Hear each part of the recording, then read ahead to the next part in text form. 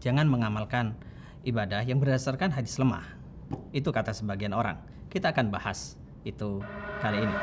Wa'tasimu bihablillahi jami'an wa la tafarraqu.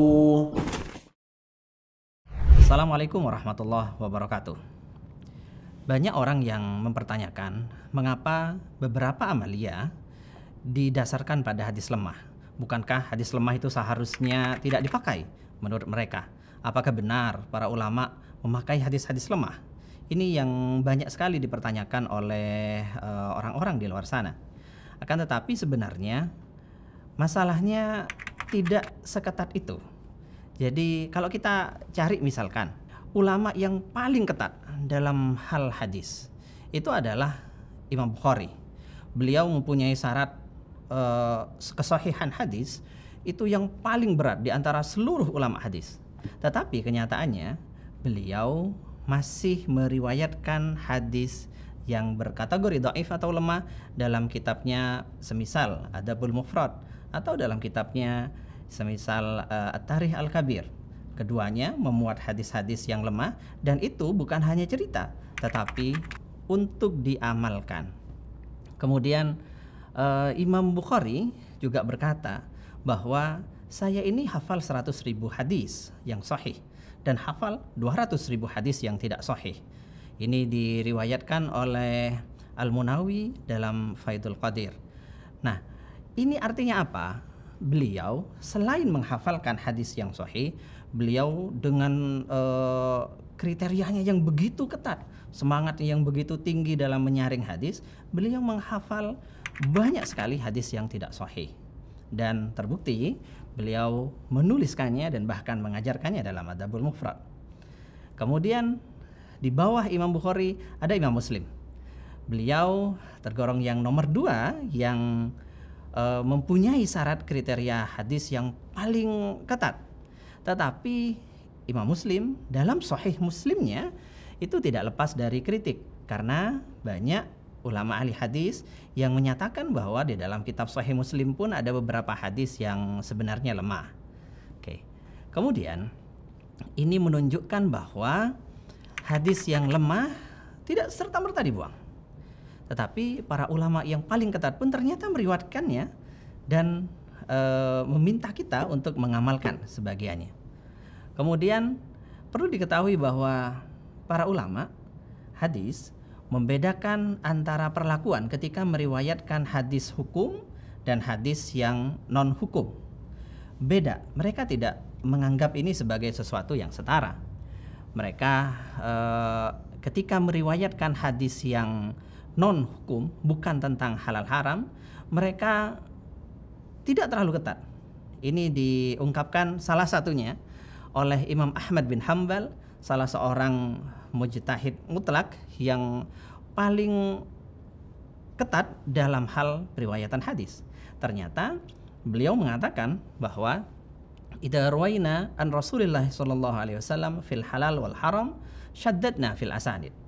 Kalau kami meriwayatkan dari Rasulullah dalam bab halal dan haram, maka kami memperketat sanad-sanadnya.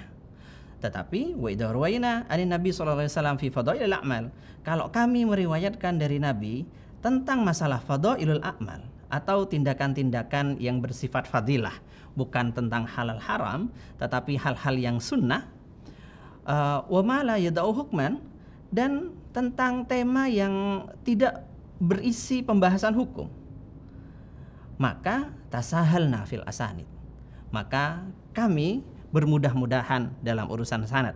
Artinya beliau tidak memakai kriteria yang ketat, meskipun itu ada sedikit cacat dalam sanadnya, selama itu tidak terlalu parah dan jelas selama itu bukan palsu, bukan hadis palsu, maka beliau meriwayatkannya dan beliau menerimanya. Ini adalah pernyataan dari Imam Ahmad bin Hanbal yang terkenal bagaimana beliau pandangannya tentang hadis.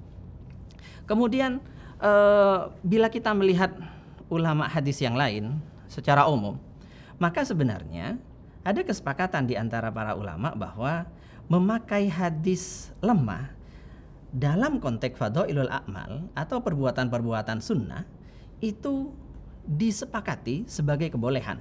Jadi ini bukan sekedar pendapat pribadi Imam A, Imam B, Imam C, bukan. Tetapi ini adalah kesepakatan para ulama.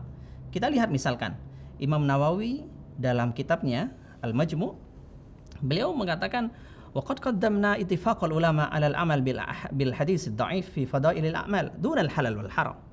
Kami sudah menjelaskan sebelumnya bahwa para ulama semuanya sepakat bahwa hadis yang dhaif itu boleh diamalkan dalam konteks fadailul a'mal, bukan dalam konteks pembahasan halal haram. Jadi ittifaqul ulama di sini kesepakatan para ulama. Bukan hanya Imam Nawawi, Imam Ar-Ramli misalkan juga dalam Fatwa Ramlinya beliau menjelaskan pendapat Imam Nawawi tersebut dengan redaksi Hakan Nawawi fi iddatin min tasanifihi ijma' ahli hadis ala al-amal bil hadis dhaif fil fadail wa nahwiha khassa. Jadi Imam Nawawi dalam beberapa karangannya meriwayatkan kesepakatan ahli hadis, ijma'.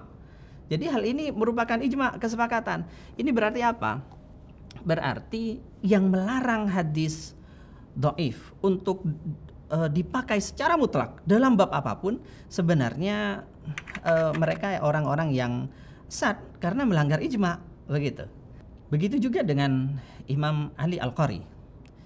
Dalam kitabnya beliau menjelaskan bahwa al-haditsud dhaif mu'tabarun fi fadail al-a'mal inda jami'il ulama min arbabil kamal. Jadi ini penegasan yang sangat sore dari Imam Ali Al-Qari bahwa hadis dhaif itu mu'tabar. Mu'tabar artinya betul-betul bisa dibuat pegangan, betul-betul menjadi standar dalam fadailul a'mal, dalam pembahasan hal-hal yang sunnah, bukan hal-hal yang halal haram, inda jami'il ulama min arbabil kamal, menurut seluruh ulama yang mempunyai kecakapan dan kesempurnaan dalam berpikir. Ini berarti sebenarnya para ulama itu tidak mempermasalahkan penggunaan hadis fadail yang itu dhaif. Jadi tidak serta-merta hadis yang dhaif itu lantas kita buang, tidak. Tetapi apabila hadis itu tidak sampai parah betul kedhaifannya, tidak sampai dia palsu, tidak sampai tertuduh sebagai hadis yang dibuat-buat, maka para ulama tasahul. Jadi para ulama santai saja dalam meriwayatkannya. Lalu pertanyaannya, mengapa kita harus lebih keras daripada para ulama yang mereka merupakan orang yang sangat hati-hati dan memang ahli di bidangnya? Pertanyaannya kemudian, kenapa hadis yang dhaif, yang dalam sanadnya ada masalah, kok masih diperbolehkan untuk diamalkan? Kenapa tidak disensor saja seluruhnya? Dalam hal ini Imam Ibnu Hajar Al-Haytami dalam sarahnya terhadap kitab Al-Arba'in An-Nawawiyah, beliau berkata, qad ittafaqal ulama ala jawazil amal bil hadis dhaif fi fadailil a'mal. Para ulama seluruhnya sepakat ya untuk memperbolehkan pengamalan hadis dhaif dalam konteks fadailul a'mal, seperti yang tadi sama persis. Nah, cuman beliau menjelaskan apa alasannya. Li'annahu in kana sahihan fi nafsil amri.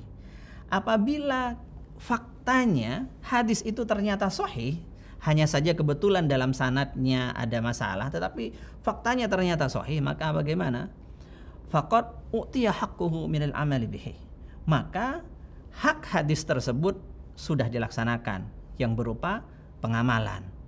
Wa illa, dan apabila ternyata hadisnya memang tidak sahih, lam yatarattab 'alal 'amali bihi mafsadatu tahlilin wala tahrimin wala diya'u haqqin lil ghair.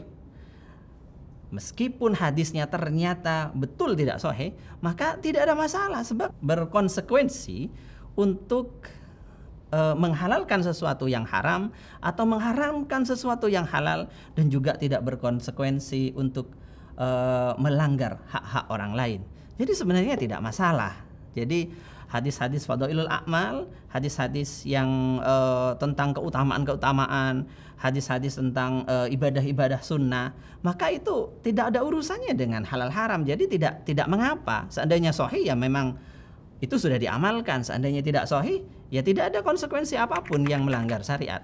Itu jawabannya. Kemudian, bolehkah mengikuti hadis tanpa bermadhab? Nah, ini ada beberapa kalangan yang mencoba membenturkan hadis dengan madhab. Loh, saya tidak mau mengikuti ulama madhab, saya tidak mau mengambil qaul dari madhab sebab saya sudah punya hadis. Bolehkah tindakan yang demikian ini? Secara singkat, jawabannya tidak boleh. Kenapa tidak boleh? Sebab pendapat madhab merupakan hasil akhir yang berasal dari penelitian terhadap semua dalil. Dan dalil itu bukan hanya hadis ya. Dalil itu bukan hanya Quran, tapi dalil itu banyak sekali. Ketika semua dalil ini sudah diracik, sudah diteliti oleh para ulama madhab, maka jadilah sebuah keputusan. Yang keputusan itu bersifat siap saji. Sedangkan hadis hanyalah salah satu dari bahan mentah yang masih harus diolah lagi. Dan yang mengolah harus seorang mujtahid. Karena itu apabila ada orang yang bukan mujtahid, kemudian berkata, saya ingin meninggalkan pendapat imam mujtahid ini. Saya tidak mau menggunakan pendapat imam madhab ini. Saya mau berpedoman terhadap hadis. Maka seolah-olah dia berkata bahwa seluruh imam mujtahid yang itu levelnya jauh di atasnya tidak mengenal hadis ini. Padahal hadis lumrahnya mereka tahu semua hadis.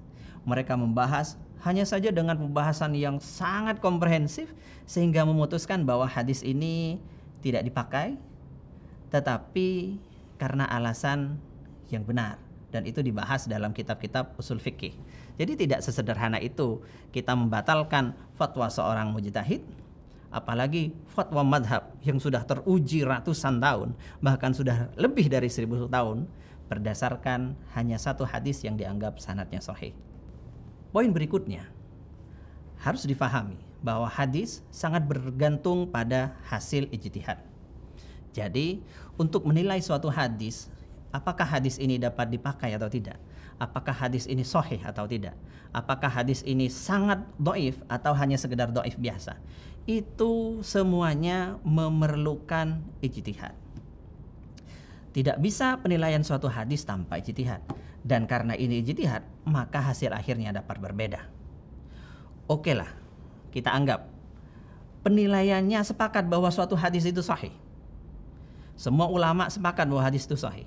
Maka untuk memutuskan apakah hadis sahih ini harus difahami bagaimana, itu pun masih butuh ijtihad. Jadi tidak serta-merta ada hadis sahih kemudian bisa difahami apa adanya secara literal. Tidak. Karena banyak sekali dalil, bahkan ini bisa dilihat dari Quran sekalipun, yang sudah satu macam, satu versi, ternyata pemahamannya masih tergantung pada kadar ijtihad para mujtahid. Jadi tidak sesederhana itu.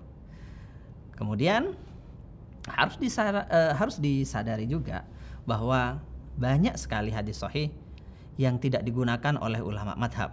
Sebab menurut mereka hadis tersebut bertentangan dengan dalil yang lebih kuat, bertentangan dengan Al-Quran atau hadis-hadis yang jauh lebih sahih, atau karena hadis tersebut ternyata dianggap sudah mansuh atau dihapus pemberlakuannya, atau karena hadis tersebut ternyata dikhususkan maknanya atau hanya dipakai dalam kondisi yang tertentu yang khusus saja sehingga tidak bisa dipakai dalam kondisi umum. Jadi banyak pertimbangan-pertimbangan untuk memakai satu hadis, dan pertimbangan-pertimbangan ini yang bisa melakukan adalah orang yang punya kemampuan ijtihad. Tidak semata orang yang bisa membaca hadis kemudian meneliti langsung bilang oh ini sahih maka diamalkan. Tidak sesederhana itu. Ada sebuah kisah yang menarik tentang tema ini, yaitu ketika terjadi perdebatan sengit antara sahabat Ibnu Umar dan Ibnu Abbas dengan para sahabat yang lain. Jadi ini diceritakan oleh Syekh Ibnu Taimiyah dalam Majmu' Fatawa dan diceritakan oleh beberapa ulama lain dalam karya mereka.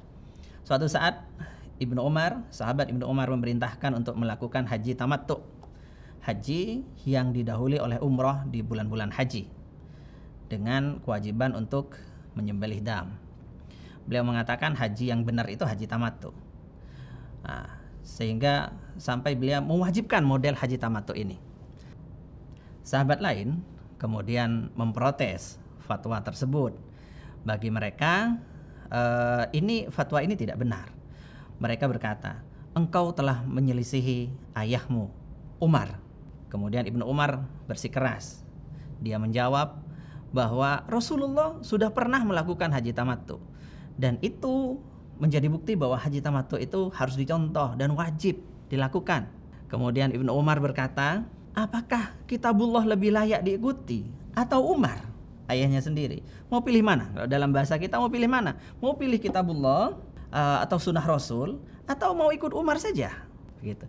Ini model gugatan yang sering dipakai oleh banyak pihak ketika menggunakan hadis. Kemudian di lain pihak, Ibnu Abbas saat itu juga sepakat dengan Ibnu Umar yang mengharuskan haji tamattu.